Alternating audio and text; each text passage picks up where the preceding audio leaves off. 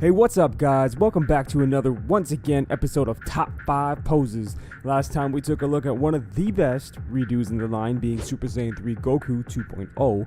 And today we aren't leaving the Buu Saga just yet, because this time we're taking a look at a figure that was long awaited in its arrival by many, and that is Majin Vegeta.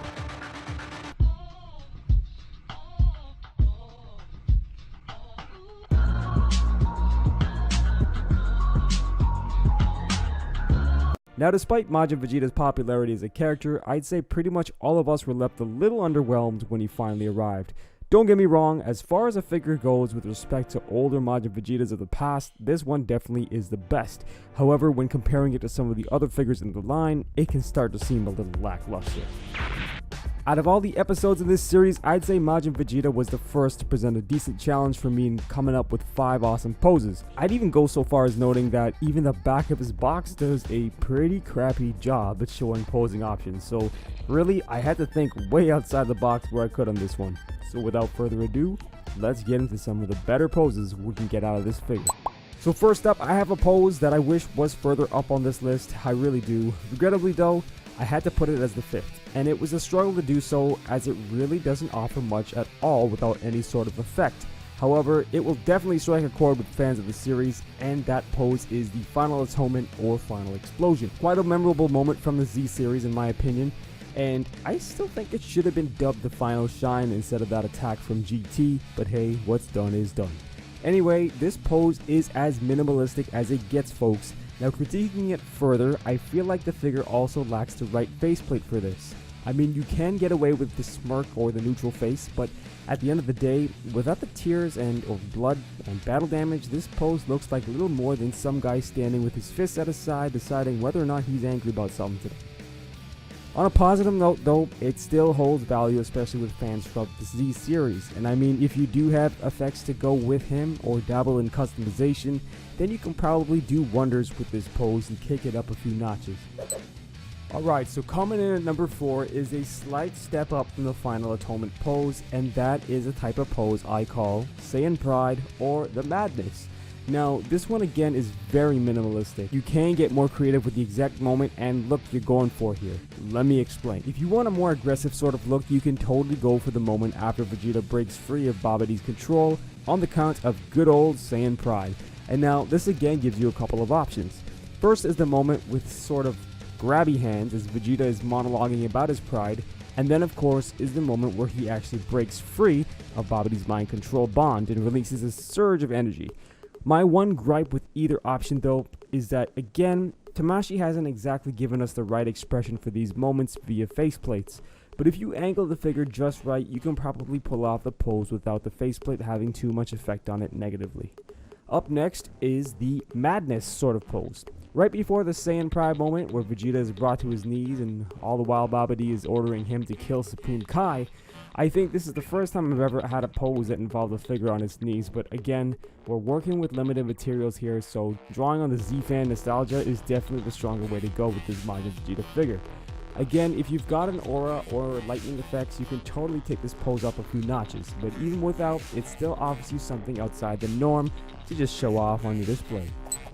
So at number 3, I have the category of poses I call aerial poses. Again, since we have virtually no accessories and a limited faceplate expression range with this figure, we've got to let the rest of the body do the talking when we can.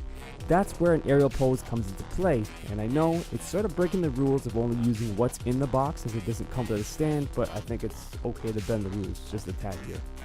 Despite the limited accessories and such, Majin Vegeta does have some pretty good articulation in his body, and we can use this to our advantage by posing him in aerial poses involving kicks, punches, and even straight up dashes. The other positive here is that you can use virtually anything he comes with. It's totally up to you as there's no inspirational scene behind these poses, merely just knowledge of how arms and legs should move in relation to the torso and hips. So you can really get creative, and again, you don't need much at all here, but just like I said, the more you have and the more you can incorporate, the better. Alright guys, so honorable mentions. Now, I know what some of you are thinking, and you're probably going to see that these honorable mentions are probably way better than anything we can get with Majin Vegeta on his own. Real talk. I mean, it is what it is. But moving forward, You guys had to have known this one was going to be on here, and that is any pose involving Majin Vegeta facing off against Majin Buu. Now, I did actually want to go for one of Vegeta's signature combos here, where he knocks the opponent up into the sky and then pretty much just bashes the crap out of them down with both hands, but this figure doesn't really have the articulation necessary to pull that off looking clean. However, any sort of kick or punch to Buu's gut is just as eye-catching, and the figure is able to pull those poses off super well.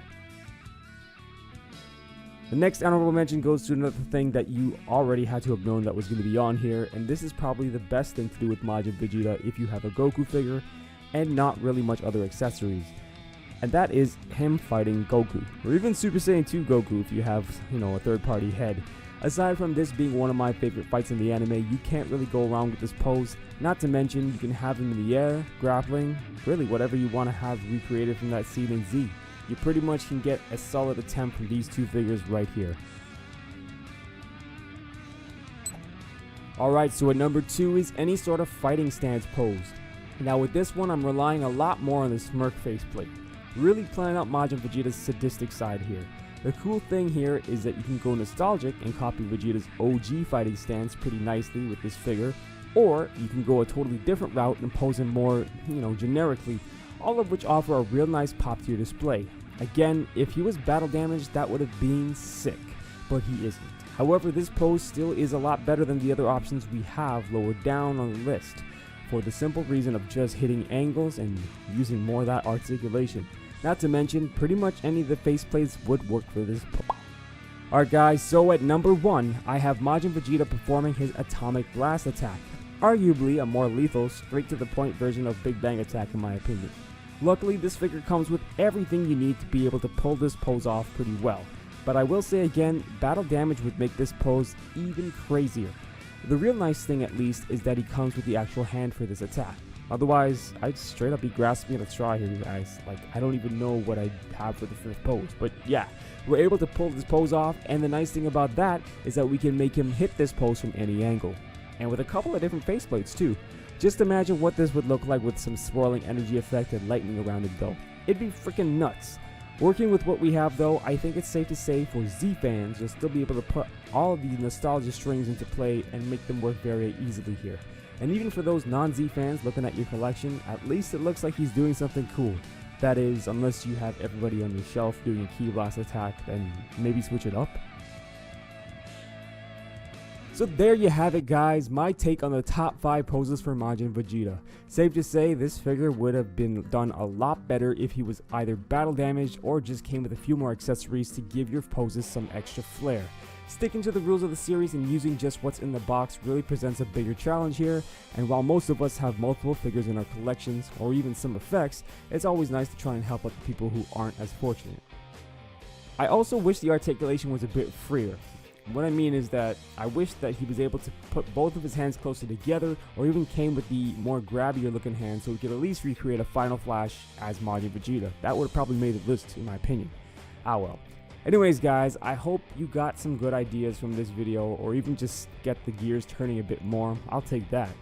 Again, I wish Tamashii did a better job with this guy before releasing him, but knowing them, we'll probably see an event exclusive Majin Vegeta sooner or later. Until next time guys, you know what I always say. May the best to your todays be the worst for the tomorrows. Peace.